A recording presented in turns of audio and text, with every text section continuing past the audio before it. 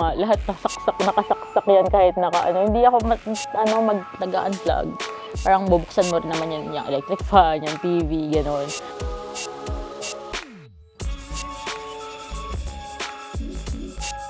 Okay. Naiinis ako sa mga kuya ko dati kapag inuutosan ako. Secret lang. Kasi feeling ko, nang-aasar lang sila. Yung parang hindi naman, malay ko bang delegation yan, na pag nagtrabaho ko, importante pa yung delegation. Parang dati hindi naman delegation yun. Utusan ka.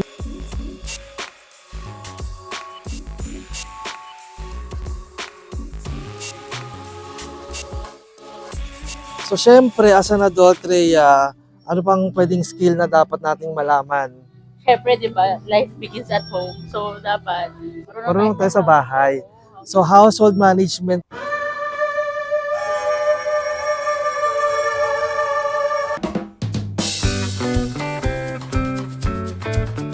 Ready ka na ba for matured roles?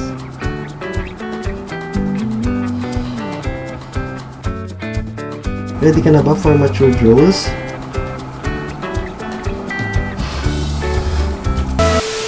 This program, podcast, channel, account, vlog reimagines adult and matured ways on how to nurture, ignite, and build your passion. The Passion Show.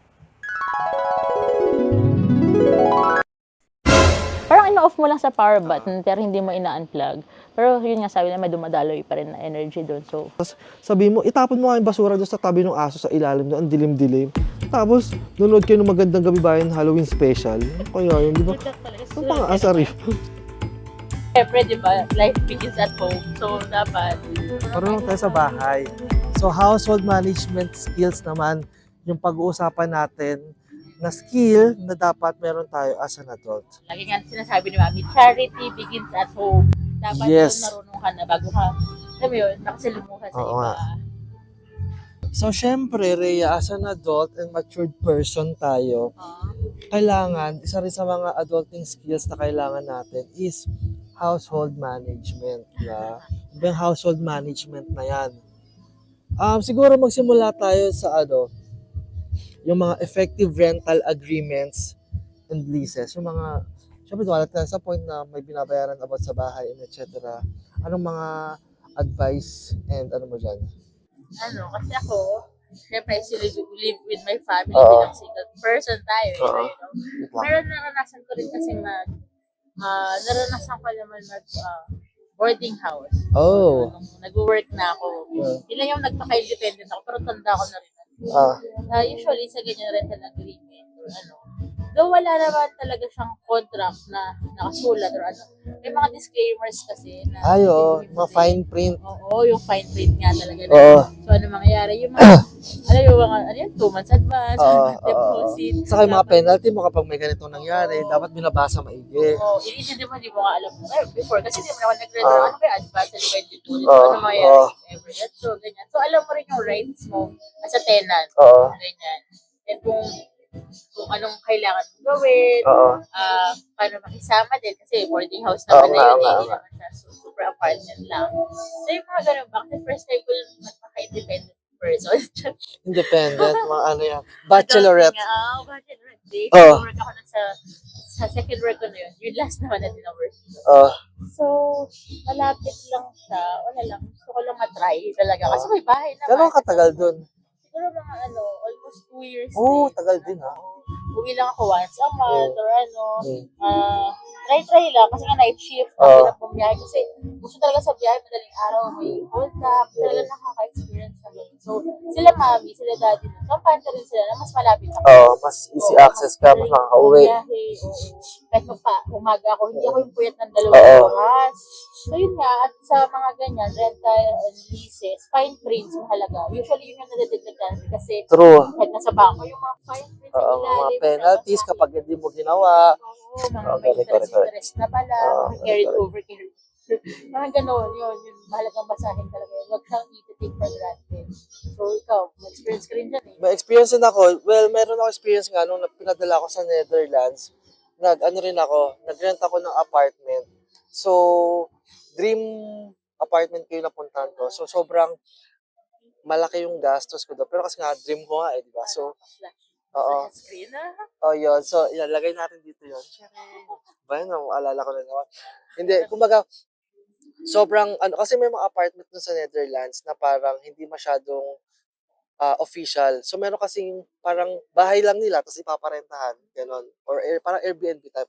Pero yung kinuha ko kasi noon, parang condo type siya, pero hindi siya pinaparent o lagi lang siyang for rental. So, andun yung fine print ko na ang daming included. Um, like ano yung included, wala siya talagang utility and everything. So, lahat yon ipapakabit ko ng panibago. Usually sa mga normal na Meron na. parental, meron na or inclusive. Eh since nga ano ako, ambisyoso ako, o sige, try natin. Pero nga, binasa ko maigi, may nakasulat doon na technically, space lang talaga yon. Eh yung nung lumipat ako, merong nagpagawa ng bahay na yon. So parang ang ginawa ko na lang, kinausap ko yung dating may-ari, tapos nag-agree kami doon sa mga bagay na i-retain doon sa bahay, tapos bibilin ko. Parang gano'n. Doon noong una, nag-isip rin ako na, ala, paano pag-aalis na ako? So, ganun din inisip ko, ibebenta ko lang din siya para ibibigay ko yung same, same package na binigay sa akin. Though hindi lahat ng gamit niya kinuha ko kasi nga, mahal yung iba. Sobrang, yung dating may-ari niya is, alam ko, parang, hindi ko alam kung abogado or doktor. So, malaki talaga yung sweldo niya. So, sabi ko, yun. So, another thing rin siguro for itong household management ng mga, hindi lang sa rental, leases. For example, ito, kumuha na ako diba, nung bahay. Yan, itong tinitirahan namin ngayon. Doon, nagbabayad pa rin ako. So, dapat mong maintindihan, kailangang critical thinker ka kung magkano yung total sum nung bibilin mong property, magkano siya, ilang years mo siya babayaran, magkano yung interest, ganon. And ano yung mga possible na pwede mong option para mapabilis yung payment, ganon. For example, yung sa amin sa Pag-ibig, so kinuha ko yung maximum, 30 years, parang something like that. Though wala akong planong magbayad ng 30 years. Ginawa ko lang siya as a safety net na hindi ko pa kaya, di ba? Flexible ako. Though may option nga, parang inalam ko na may option si Pag-ibig na magbabayad ako ng capital. So, mababawas siya sa capital. In return, mababawasan yung years na kailangan kong magbayad. So, kalma, nagbayad na ako ng almost 50% ng capital. So, yung kung ilan na lang yung kailangan kong bayarang monthly para mabuo yung remaining sa capital, mas iikli na siya. So, ganun yung ginawa ko. Kasi nung unang part ng trabaho, hindi naman ganun kalaki sweldo ko. Wala masyadong extra, parang as is lang. Pero, syempre, pag napopromote ka, may interest ka, luluwag-luwag ka, hindi mo nadadagan yung expenses mo, makakapag-save up ka na. So, doon, ito, in the past couple of months, nagbabayad ako ng advance pambawas sa capital. Parang ina-aim ko rin yan na matapos na in the near 2 to 3 years para Kaya naman ikaw. bawas na sa ano. So yun. And then, next naman siguro will be energy saving tips sa bahay. Ano kayo? Diyos ko, ang mahal ng Meralco. So yun, mahal ng Meralco nga yung kuryente. Ano bang masasuggest mo or ginagawa nyo sa inyo na ma-advise natin? Actually, nakakatuwa kasi yung Meralco bill ko usually nasa 5-6K yun. Oh my God. Ganyan. Tapos ngayon gumawa siya ng less than almost 3K, ganyan. 3K. Hoy, ang daya, ano yan? Oo, grabe na. Gulat din ako kasi di ba dalawang bahay yun. Yung main house, yung tiny house. Usually sa main house, 5K na yung bill nun. Oh my The God. rest is 2K, parang gano'n. 7K 2 to total. 3K, oo. Tapos, netong bill, hindi ko alam kung dahil December, pero usually mas bababa dapat yung January. Feb kasi malamig. So, naging 2,000 yung main house, 1,000 na lang yung tiny. Ginagawa ko talaga lahat ng appliances na hindi ko ginagamit. Unplug talaga, electric fan man yan, except yung computer. Pero sabihan ng kapatid, mababa lang talaga. Kasi, yun din siya dati. So, kahit nakabukas mag 24/7 yung computer, hindi siya malaki. Ewan ko, baka sa setup na yun. Pero yun nga, pag hindi na ako doon natutulog, pati yung extension, saksakan na extension. Kasi marami nakasaksak doon. Unplug na lang yun. Then yung electric fan, in-unplug ko. Effective naman. Sa main house naman, ganun din. Or usually nga, kasi diba, may aircon talaga kami kahit malamig eh. Wala, gusto nyo malamig eh. Diba? Ayun, may technique na tinuro sa amin yung nagre-repair ng aircon. Pero hindi ko sure kung effective sa iba.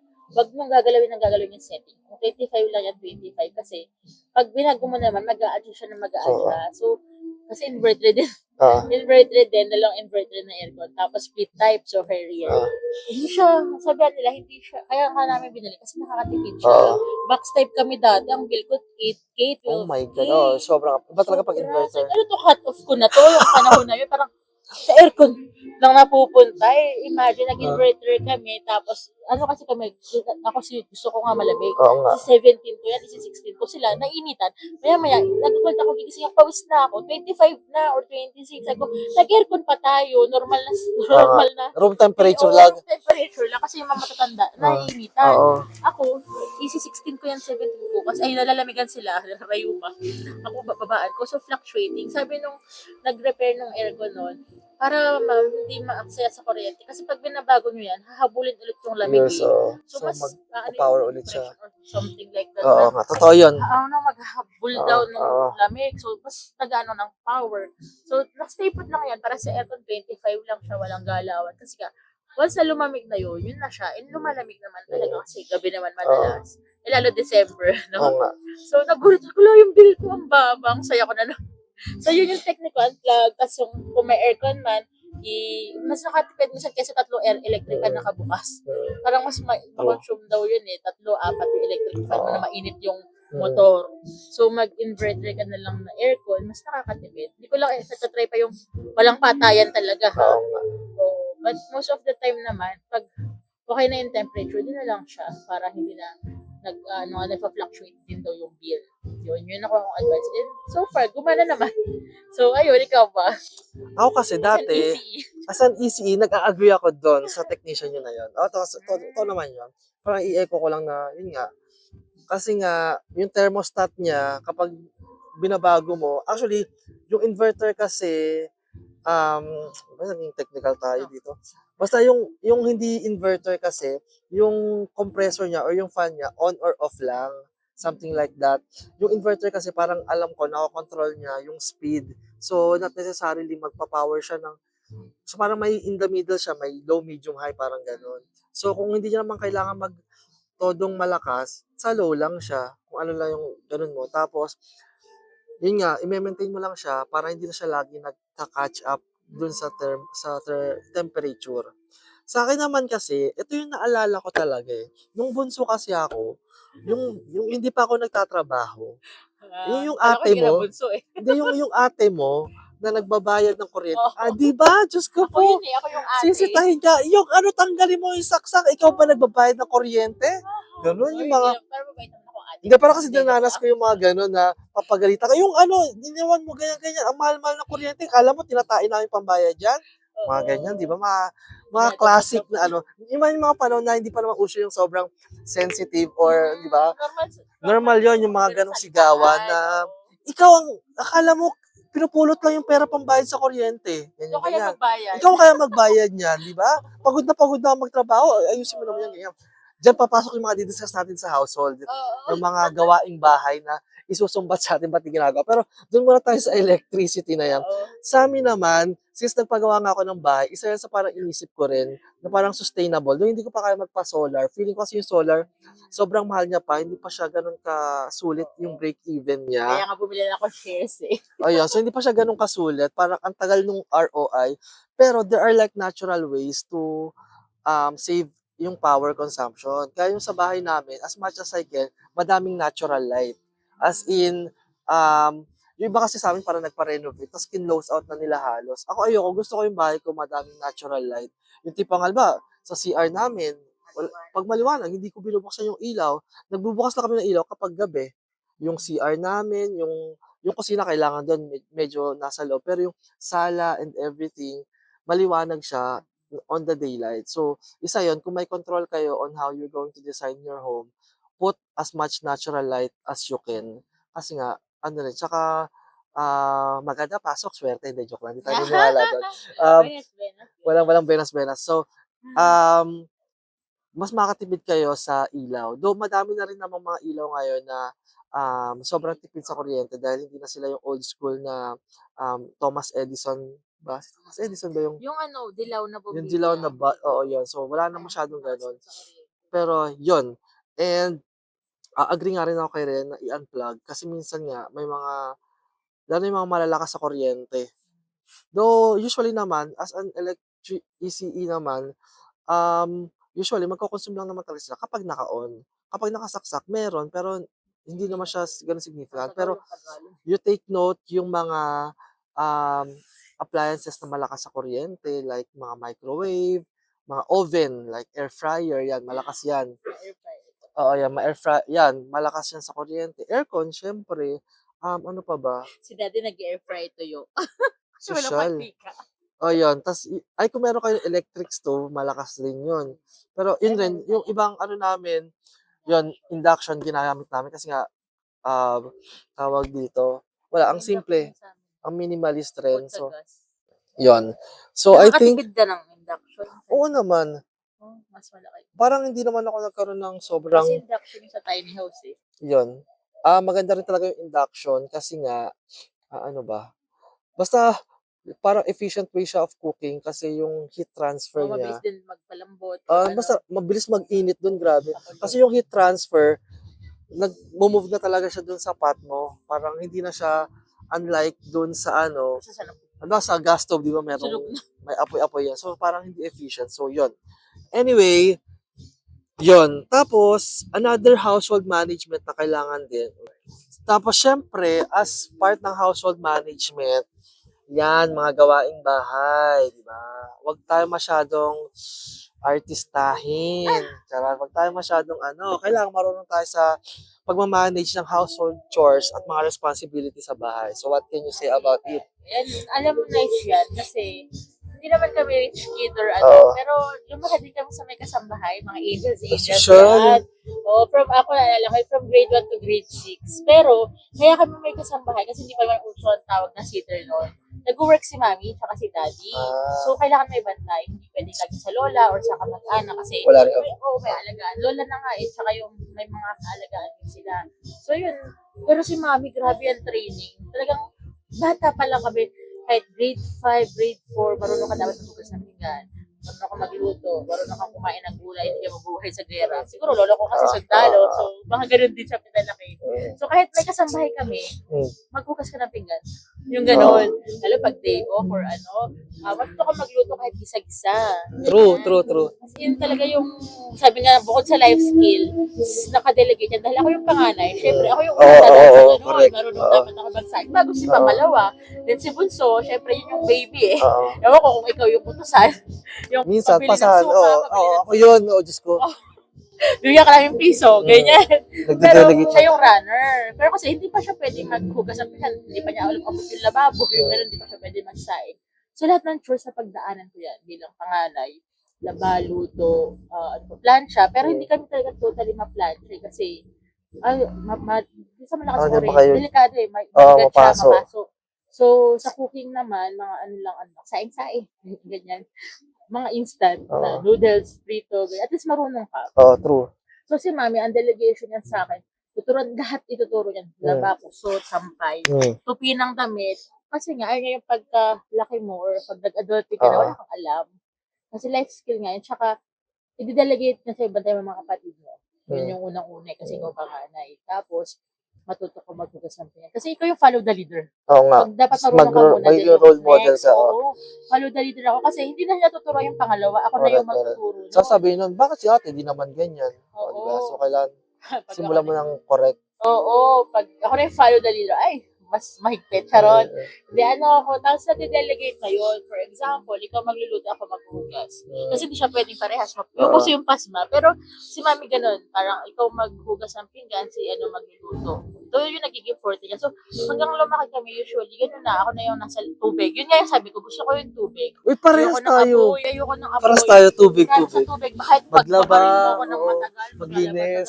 Pero hindi mo ako mapapagluto na. Kasi nga, gusto ko malamig. Sa kusina ang init eh. Totoo. So, pag pinagluto kita, sobrang special.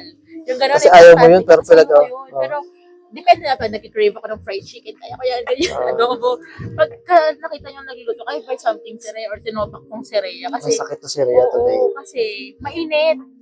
Tsaka, doon marunong ako, sabi, at rin nagluluto ka ba? Malamang hindi ka nagluluto. At maraming magagaling magluto dito sa bahay, ba't ako magluluto? Pero pag sa tubig yan lang, linis. yung mga punas-punas, floor wax dati, floor wax bunot, akin yan. Banyo, favorite ko yung linisan. Kasi makikita mo, ang dumi-dumi, tas ang ganda na after, yung malinis, yung nararamdaman mo talagang may accomplishment, may results. Pero sa luto, talaga yung sister ko yung magaling doon, yan, sila daddy, kaya pagigising mo yan, mamalengkihin mo ako or utusan.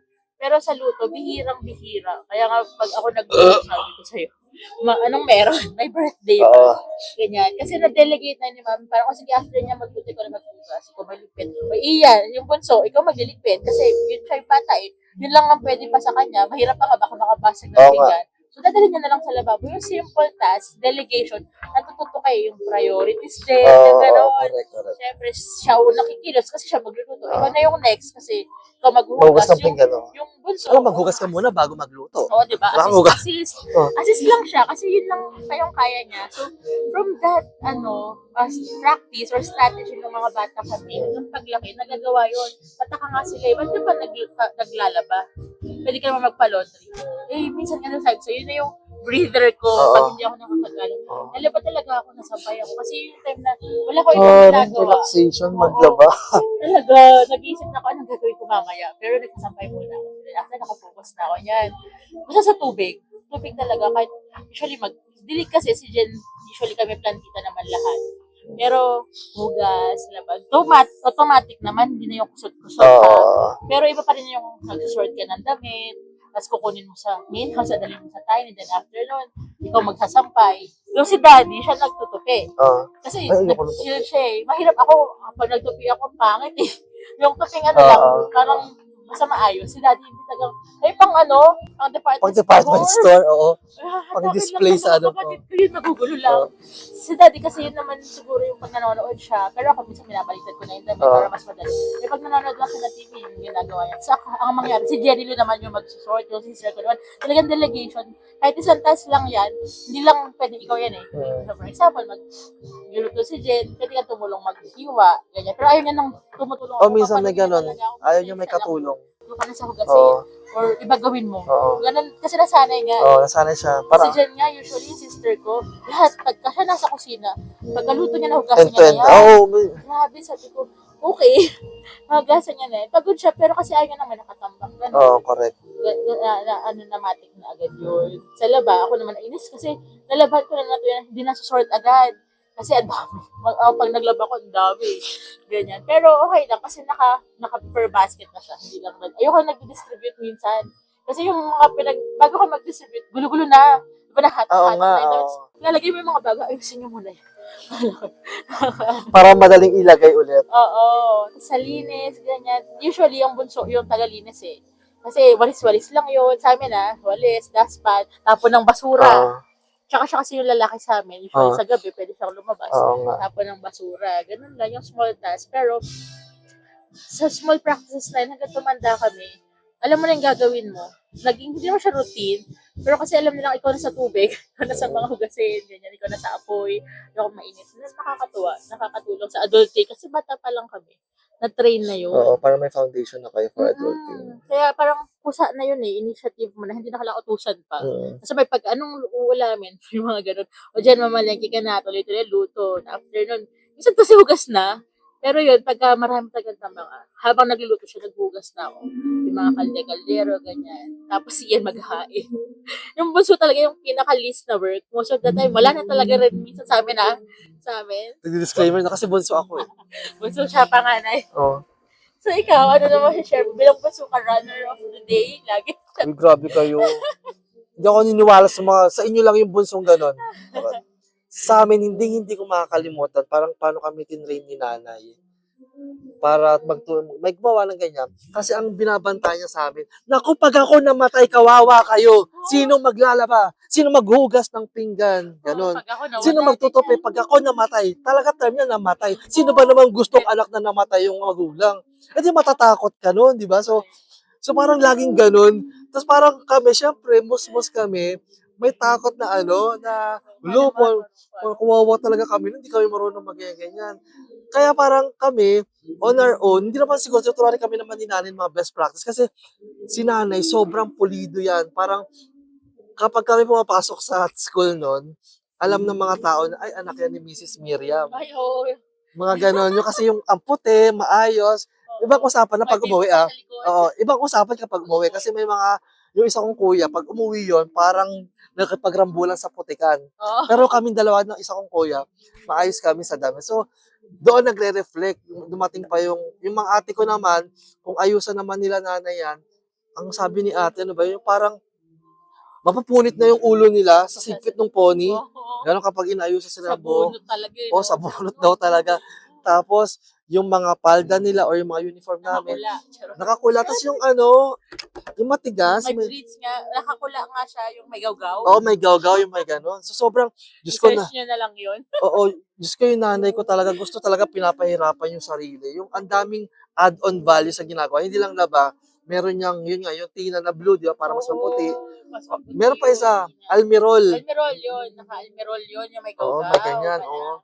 Tapos, Diyos ko Lord. So, kung gano'n yung bare minimum ng nanay mo, syempre ikaw, at least, magiging at par ka. So, parang, gano'n kami lumaki na quality talaga yung pag-aayos. Pero sabi ko, para kay Rhea, may preference din ako. Preference ko rin, tubig. Parang ayoko ng mga nagtutupi, nagpa-plancha. Pero gusto ko magluto, Masakit sa kamay. Basta, Pero depende. depende. Feeling ko kasi boring yung walang tubig. Kasi pag basa, parang nagigising ka. Ganun. Tapos sa pagluluto, kaya gusto ko rin pagluluto. Kasi sabay ko yung paghuhugas dun parang ako yung magpe-prepare. Kaya feeling ko, kaya ako pasmado. Oo. Kasi ako yung nagluluto, ako yung naghuhugas. Kaya pala ako pasmado, no? Hindi, yun kasi ako, ayoko rin nung gano'n, yung may nakingialam. Oo. Pag halimbawa ako, naalala ko kasi yung tropa ko, minsan doon sila kumakain sa bahay. Tapos minsan, magluluto ako, tapos ang daming sinasabi sa akin. Ay, di ikaw na magluto. Hugasan mo na rin yan, ha? Parang ganon. Pero kasi tropa-tropa lang, niloloko kong ganon. Tapos minsan kapag ang daming magkwentuhan na lang tayo habang nagluluto ako, okay lang. Wala side comment, no? Wala side Ako na comment, ako na lang, di ba? Kasi kung gusto mo ikaw magluto, hayaan kita, di ba? Di lang yung Diyan, madalo. pinapalo ako nun. Kaya na apple pie. Pitik, ganyan. Papalo talaga kasi yung apple. Diyos ko. Masarap din kasi yung gano'n. Yung nagigisa ng gulay, piprito ka muna ng mga taba ng baboy. Baboy. Wala ako malutong na ganyan. Ayun niya ako sa kusina kasi pag nag-bake or something, nangingialam ako sa ingredients. Ayun, nakakaasar kasi yun eh. Willing naman ako gawin yung house chores, pero yun. Kaya sa amin din, kapag nagluluto kasi kami ng nanay Miriam's, di ba? Ako naka-assign sa leche flan, sila tatay sa ube. So, gano'n na. Pag ako, kapatilinis ko. Kasi, ang hirap rin nagsasabay-sabay sa kusina. Hindi naman pang chef yung kusina namin. Parang isang magpapanggaan talaga kami. Kaya, sila tatay, umaga sila. Maaga yung nagigising. So, sila. Tapos ako, sa hapon ako magluluto ng leche flan. So, gano'n. Kanya-kanya tayo. So, linis rin nila. Linis ko din. So, imagine mo kami pag nagbangga, tumatalsik sila sa akin. Nagang bounce talaga sila. Doon ka na muna ate, maghugas ka na lang mamaya. ayun nga. So, So, parang pwedeng ibang lugar na lang yung task niya.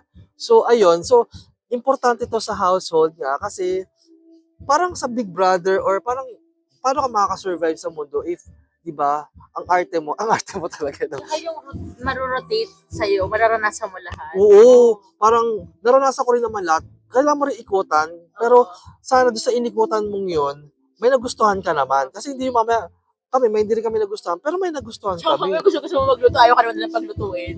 Oo nga. Hindi pala sa'yo talaga yung pagluluto, no? Mamaya ikaw lang na pala nasasarapan sa luto mo. Mahirap yung ganun.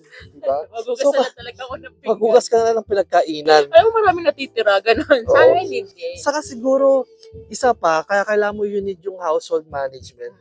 Katulad nung sa'yo, nakikibagay ka, diba, nag-board ka. Di ko kasi naranasan na may ka-share sa room.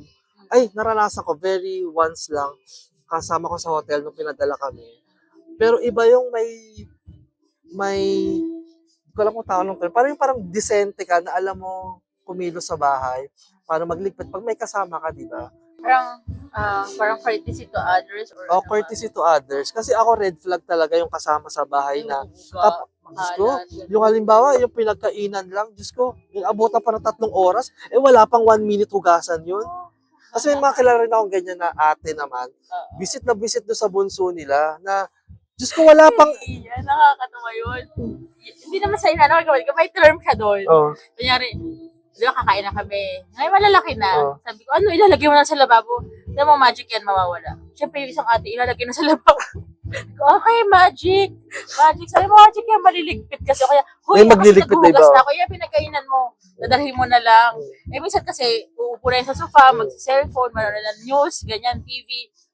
Nung pinagkainan. Sabi ko, ano yan, lalapit sa akin? Magic yan, mamaya. Kasi ako rin yung kukuha. Sabi ko, nabagal niya kasi. Ako, magic Di ba, doon minsan, pwede naman ganung way, yung ganung approach, feeling ko Oo. matatawa ka na lang, di ba? Pero kasi, ewan ko, parang, wala pang 1 minute yun eh. Tapos yung pinag-scroll mo ng social media, inabot ka 30 minutes. Kasi pang matagal sila pa yung matagal kumain, yung huling-huling kakain. Oo, tapos hindi naman maghugas. Tapos na ako, nagbabalaw na ako, nasa na yung pinagkainan? Oo. Habal mo siya ng simula, sasabunan mo ulit. Yung Tapos meron rin ako dati nakasama sa hotel. Diyos ko po, syempre isa lang bathroom doon. Oo. Diyos ko, siya na unang naligo. Akala ko nagpaligo ng ilang aso sa loob. Basang-basa. Lawang-lawa. Diyos ko po. Ano na taga, delikadesa sa ibang tao, ganun. Oo. Or kahit naman siguro kung gano'n ka maligo, sana nagpunas ka nung sahig. Pero kami Diba? kasi, kami magkakapatid, ganoon lang talaga kami mag-asaran or Oo. maglambingan. Pero pag may ibang tao talaga, Yun prim nga. and proper tayo. Kasi yung discipline talaga na kanalakihan mo. True. Oh, I mean yun nga, parang courts, may mga gano'n kasing bardagulan naman na tropa-tropa. Pero kasi, di ba, halimbawa, magbo-board ka, tapos hindi mo kakilala, di ba? You're creating an impression, di ba? So, better naman na okay naman, di Tsaka ba? ikaw din, mahihiya ka na ikaw yung buga, ikaw yung makalat. Anong buga? Sa term lang din yung natutunan ko, yung makalat sa gamit. Oh, Yung yes. parang ano yun, burara. Burara, Yan, oo. in short, yun daw. Ako rin naman, burara rin ako, pero for some lang, kasi liligpitin ko rin naman yun. Oo. Kasi, naalala ko tuloy, yung burara kayo, tapos niligpit ng nanay mo. Hindi mo na alam saan hahanapin. Alam ko yan. Yan, nandito sa part ng sahig na yan. Totoo. Ayan, nakaipit yan dyan. Tapos niligpit mo na Hindi ko na alam kung nasaan. Ay, Kaya- ang kalat mo kasi, sabi. Oo, kasi sasabihin na, at tagal mo kasi magligpit. Oo, nakaka-relate din ako yan. Sabi ko nga, halimbawa nakita mo yung aparato, maayos yan. Oo. Ayoko na may ibang mag-aayos yan. Kasi yung ayos niya, yan yung ayos kung saan ko kukunin yung alam. Oo, yung tipong pag inayos na mag-google Yung maps ayos ka. ko, magulo. Pero yung ayos ko, for me, maayos yun. Sa kanila naguguluhan sila. Oo, Hindi kasi ganito yan. Nandito yung kasi hindi mo naman cabinet yan, Nay. Paano ka? Inaway nanay. Operator ko. Oo. Ano, sabi si nanay din. Oo, ganun din siya. Kaya parang pero minsan, yung katuwaan lang yun ha. Kapag eto, lumalis kami. Usually pagbalik ko, naglinis yun doon. Naglinis yun ng kwarto, nagwalis-walis, nagligpit, minsan nagpalit ng bedsheet. So sabi niya, uy, nagpalit na ako. Siyempre, appreciate ko yun. Hindi ako pasaway na iba kasi sinabi ko bang Maganda. Lipitin mo Oo, yan. kami ang ganda-ganda ng pagkakaayos ng kama. true, ang sarap matulog Kasi ulit. may adik yung magpalit ng kortina, tsaka kaya nag-hoard yung mga, ang dami na namin. Kala Oo. mo, ang yaman namin na araw-araw dapat palit. Weekly. Dami. As nanay naman, tuwalya naman ang collection niya. Siya kortina, bedsheets, ang dami ba nating kama? Ang dami bang una? Kasi Diba? iba-iba talaga. Kasi habi niya yung pag nag-general cleaning kasi weekly. So pati yung cobre, yung punta, napapalitan din agad. Minsan kakapalit pa lang. Trip na lang Oo. palitan din. Gusto nila yung maayos. Na-appreciate. Saka feeling ko, parang nakaka-humble if you know someone na marunong sa bahay, parang, ay shit. Alam ba, ako parang husband material. husband material, pogi na to, pang husband material to. Dagdag points, no? Di ba? Pag sa babae rin, di ba, parang dagdag ganda points yun. Ay, marunong sa bahay, marunong magluto, marunong Sa magligpit. mga future in-laws. Oo. Pero kailangan, kapag malinis naman kayo doon, hindi naman kayo parang, Nagpapakita sobrang- tao lang din, no? hindi may mga masungit naman na na parang, Bawal galawin or bawal. kakawalis ko lang, Hindi na. talat ka na naman. Hindi naman gano'n. So parang, yun lang. So yun lang. Nakakamiss din. No? Kasi, ewan ko, hindi ko alam na kasi usually yung generation ngayon, nakasalay na sa palinis. Parang instant sa lagi. Ako na, ko talaga siya, na-appreciate yung naglilinis, nag-walis, ganyan. Minsan, tumatagal minsan, parang hapon na, para lahat ng kalat sabay-sabay, ganyan. So Pero, yun. hindi yung tatambakin mo na. True. So mahalagang skill yan for an adult. So I think, yeah, that's it.